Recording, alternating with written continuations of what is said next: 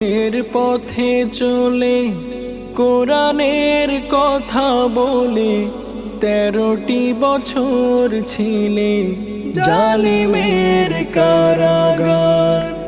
বিদায় হে রাহবার, বিদায় হে রাহবার, বিদায় হে রাহবার, বিদায় হে রাহবার, বিদায় হে রাহবার, বিদায় হে রাহবার।